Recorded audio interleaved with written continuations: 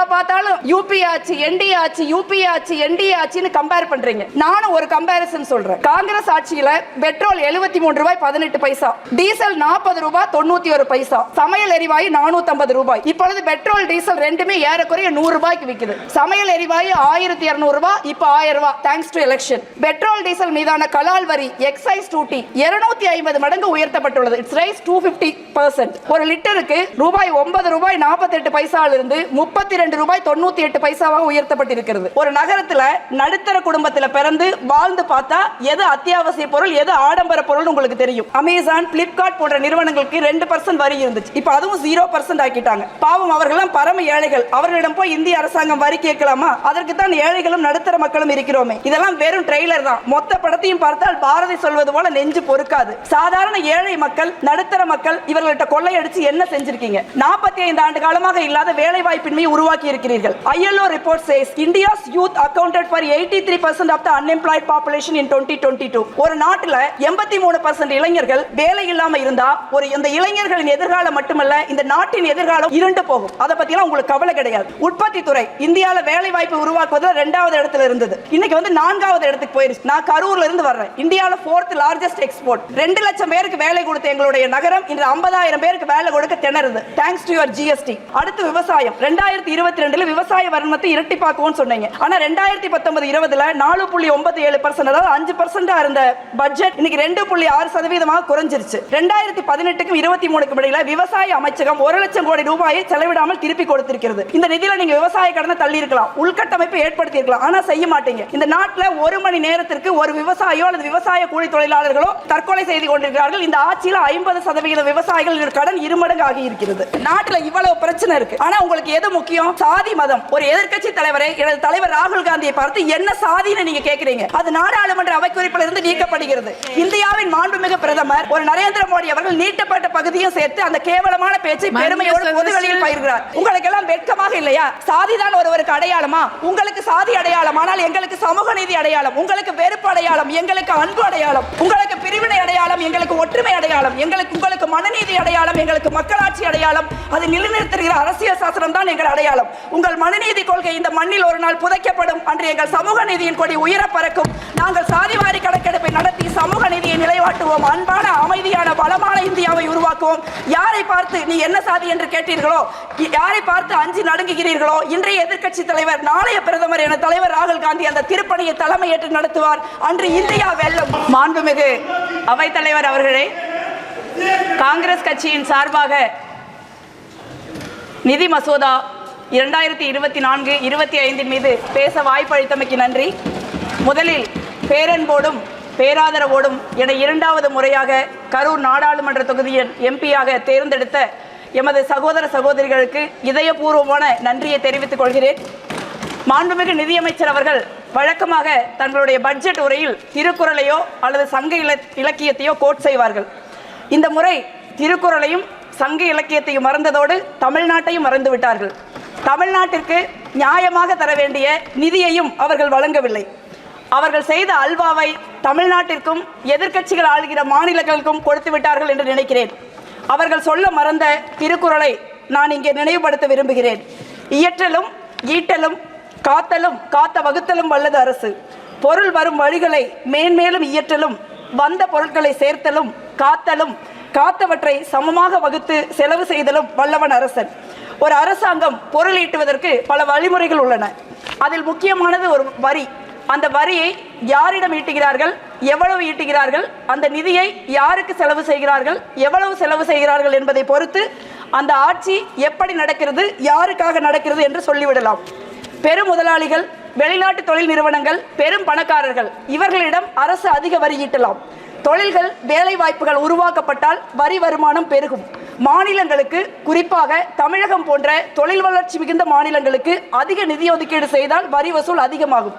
இதைத்தான் காங்கிரஸ் தலைமையிலான UPA அரசு, ஐக்கிய முன்னணி அரசு செய்தது. ஆனால் நீங்கள் என்ன செய்து கொண்டிருக்கிறீர்கள்? பெருமுதலாளிகள், வெளிநாட்டு நிறுவனங்களை விட்டு விடுகிறீர்கள். அவர்களுக்கு வரி சலுகைகளை அள்ளி கொடுக்கிறீர்கள். ஒரு இரக்கமற்ற கொள்ளைக்காரனை போல சாதாரண ஏழை எளிய நடுத்தர மக்களை அடித்து பிடுங்குகிறீர்கள். அதற்கு பெட்ரோல், டீசல், சமையல் எரிவாயு ஒரு சரியான உதாரணம். காங்கிரஸ் ஆட்சி எப்ப பார்த்தாலும் யூபி ஆட்சி, என்டிஏ ஆட்சி, யூபி ஆட்சி, என்டிஏ ஆட்சின்னு கம்பேர் பண்றீங்க. நானும் ஒரு கம்பேரிசன் சொல்றேன். காங்கிரஸ் ஆட்சியில பெட்ரோல் 73 ரூபாய் 18 பைசா, டீசல் 40 ரூபாய் 91 பைசா, சமையல் எரிவாயு 450 ரூபாய். இப்பொழுது பெட்ரோல் டீசல் ரெண்டுமே ஏறக்குறைய 100 ரூபாய்க்கு விற்குது. சமையல் எரிவாயு 1200 ரூபாய், இப்போ 1000 ரூபாய், thanks to election. Petrol diesel மீதான கலால் வரி, எக்ஸைஸ் டியூட்டி 250 மடங்கு உயர்த்தப்பட்டுள்ளது. It's rice 250%. ஒரு லிட்டருக்கு ரூபாய் 9 ரூபாய் 48 பைசாவிலிருந்து 32 ரூபாய் 98 பைசாவாக உயர்த்தப்பட்டிருக்கிறது. டீசல் மீதான கலால் வரி 800% உயர்த்தப்பட்டிருக்கிறது. லிட்டருக்கு 3 ரூபாய் 56 பைசாவிலிருந்து 31 ரூபாய் 83 ரூபாயாக உயர்த்தப்பட்டுள்ளது. காங்கிரஸ் தலைமையிலான யூபி ஆட்சியில் இந்த வரி வருமானம் 90,000 கோடி. பாஜகவின் அமிர்த்கால் அச்சேதியின் பொற்கால ஆட்சியில் 2.73 லட்சம் கோடி, 176% வரி அதிகரித்திருக்கிறது. ஒரு பான சோத்துக்கு ஒரு சோறு பதம். இதற்கு பெயர் பகல் கொள்ளை இல்லாம வேற என்ன? அடுத்து ஜிஎஸ்டி. ஜூலை 2024 10.3% அதிகமாக வசூலாகிருக்கு. 1.82 trillion, mostly from the domestic transaction. ஏறக்குறைய அனைத்து அத்தியாவசிய பொருட்களுக்கும் 5லிருந்து 18%, 28% வரி ஜிஎஸ்டி. சமையல் எண்ணெய், சுகர், ஸ்பைஸ், டீ, காஃபி, மிட்டாய் மற்றும் உயிர்காக்கு மருந்துகள் 5%, hair oil, toothpaste, soaps 18%, luxury item such as small cars, AC and refrigerator. ஒரு நகரத்தில் நடுத்தர குடும்பத்தில் பிறந்து வாழ்ந்து பார்த்தா எது அத்தியாவசிய பொருள், எது ஆடம்பர பொருள் உங்களுக்கு தெரியும். இதெல்லாம் பத்தாதுன்னு 15% life and health insurance policy மேலே வரி. ஆனால் நிலக்கரிக்கு வரி 11.69%இலிருந்து 5% குறைக்கப்பட்டிருக்கிறது. ஏன்? I read something interesting in a website. I quote, India's first private mining company who pioneered the concept of mine developer and operator MDO just about a decade since our inception, we became one of the largest developers and operators of coal mines in the country. End quote. No prize for guessing it. It's Adani. Sorry, I can't quote. No, it's A1 coal. 2019 பாஜக ஆட்சிக்கு வந்தவுடன் corporate வரி 30%இலிருந்து 22% குறைக்கப்பட்டது. ஆனால் இதனால 1.45 லட்சம் கோடி ரூபாய் வருமானம் இழப்பு ஏற்பட்டது. இப்போ வெளிநாட்டு நிறுவனங்களுக்கான வரி 40%இலிருந்து 35% குறைக்கப்பட்டுள்ளது.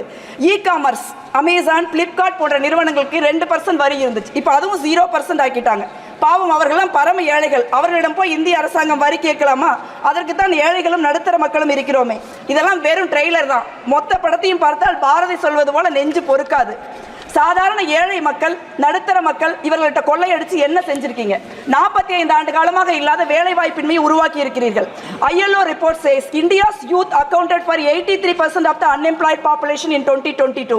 ஒரு நாட்டில் 83% இளைஞர்கள் வேலை இல்லாமல் இருந்தா இந்த இளைஞர்களின் எதிர்காலம் மட்டுமல்ல, இந்த நாட்டின் எதிர்காலம் இருண்டு போகும். அதை பத்தியெல்லாம் உங்களுக்கு கவலை கிடையாது. உற்பத்தி துறை இந்தியாவில் வேலை வாய்ப்பு உருவாக்குவதில் 2வது இடத்துல இருந்தது. இன்னைக்கு 4வது இடத்துக்கு போயிருச்சு. நான் கரூர்ல இருந்து வர்றேன். இந்தியாவில் 4th largest export. 2 லட்சம் பேருக்கு வேலை கொடுத்த எங்களுடைய நகரம் இன்று 50,000 பேருக்கு வேலை கொடுக்க திணறுது. Thanks to your GST. Make in India had set an ambitious target of 12 to 14% of manufacturing growth per annum. But what is the outcome? Average 5.8% growth since 2014. ஏன்? பாஜக மோடி ஆட்சியில் சிறு குறு நடுத்தர தொழில்கள் பேரழிவை சந்தித்து வருகின்றன. அரசாங்கம் தன் நண்பர்களான A1 A2 இருவருக்கும் நாட்டை விற்று கொண்டிருக்கிறது. தொழில்துறைகள் வேலை கிடைக்காதவர்கள் விவசாய கூலிகளாக மாறுகிறார்கள். அங்கேயும் நீங்க 100 நாள் வேலையில கை வைக்கிறீங்க. 100 நாள் வேலையில பதிவு செய்திருக்கிற 6 கோடி மக்களுக்கு 100 நாளைக்கு வேலை கொடுக்கணும்னா 2.72 lakhs crores you have to allot. ஆனால் நீங்கள் என்ன பண்ணியிருக்கீங்க? 86,000 கோடி ரூபாய் அலாட் பண்ணியிருக்கீங்க. குறைவான நிதி ஒதுக்கீடு காரணமாக 4 மாதங்களுக்கு வேலை செஞ்ச மக்களுக்கு கூலி கொடுக்க முடியாத சூழல் உருவாகுது. அடுத்து விவசாயம். 2022 விவசாய வருமானத்தை இரட்டிப்பாக்குவோம்னு சொன்னீங்க. ஆனால் 2019-20 4.97%, அதாவது 5% இருந்த பட்ஜெட் இன்னைக்கு 2.6% குறைஞ்சிருச்சு. 2018க்கும் 23க்கும் இடையில விவசாய அமைச்சகம் 1 லட்சம் கோடி ரூபாயை செலவிடாமல் திருப்பி கொடுத்திருக்கிறது. இந்த நிதியில நீங்க விவசாய கடனை தள்ளி இருக்கலாம், உள்கட்டமைப்பை ஏற்படுத்தி இருக்கலாம், ஆனா செய்ய மாட்டீங்க. இந்த நாட்டில் 1 மணி நேரத்திற்கு ஒரு விவசாயியோ அல்லது விவசாய கூலி தொழிலாளர்களோ தற்கொலை செய்து கொண்டிருக்கிறார்கள். இந்த ஆட்சியில் 50% விவசாயிகள் கடன் 2 மடங்கு ஆகி இருக்கிறது. அதே போல department of school education and Literacy budget outlay reduced from 3.16 in 2013-14 to just 1.53% in 24-25. உங்களுக்கு மாணவர்கள் படிப்பு முக்கியமல்ல, புதிய கல்விக் கொள்கையை எங்கள் மீது திணிப்பதுதான் முக்கியம். ஆனால் ஒருபோதும் தமிழ்நாடு உங்கள் புதிய கல்விக் கொள்கையை ஏற்காது என்பதை நினைவில் கொள்ளுங்கள். தமிழ்நாடு பொது மருத்துவத்திலும் இந்தியாவிற்கு முன்னோடியாக உள்ளது. பெருந்தலைவர் Kamarajar 1 minute, I'm going to wind up. பெருந்தலைவர் காமராஜர் 50 வருஷத்துக்கு முன்னே மதிய உணவு திட்டம் போட்டார். அதை காங்கிரஸ் அரசாங்கம் இந்தியா முழுவதும் அமல்படுத்தியது. இன்று தமிழ்நாட்டின் மாண்புமிகு முதலமைச்சர் அண்ணன் ஸ்டாலின் அவர்கள் காலை சாப்பாடு போடுறாங்க. இந்தியாவில் எங்கேயும் கிடையாது. அந்த மாதிரி திட்டங்களை நீங்க நிறைவேற்றுங்க. நாட்டில் இவ்வளவு பிரச்சனை இருக்கு, ஆனா உங்களுக்கு எது முக்கியம்? சாதி மதம். ஒரு எதிர்க்கட்சி தலைவரை, எனது தலைவர் ராகுல் காந்தியை பார்த்து என்ன சாதின்னு நீங்க கேட்கிறீங்க. அது நாடாளுமன்ற அவைக்குறிப்பில் இருந்து நீக்கப்படுகிறது. இந்தியாவின் மாண்புமிகு பிரதமர் ஒரு நரேந்திர மோடி அவர்கள் நீட்டப்பட்ட பகுதியும் சேர்த்து அந்த கேவலமான பேச்சை பெருமையோடு பொதுவெளியில் பயிர்கிறார். உங்களுக்கு எல்லாம் வெட்கமாக இல்லையா? Just 30 second madam, 30 second. உங்களுக்கு எல்லாம் வெட்கமாக இல்லையா? சாதிதான் ஒருவருக்கு அடையாளமா? உங்களுக்கு சாதி அடையாளம், ஆனால் எங்களுக்கு சமூக நீதி அடையாளம். உங்களுக்கு வெறுப்பு அடையாளம், எங்களுக்கு அன்பு அடையாளம். உங்களுக்கு பிரிவினை அடையாளம், எங்களுக்கு ஒற்றுமை அடையாளம்.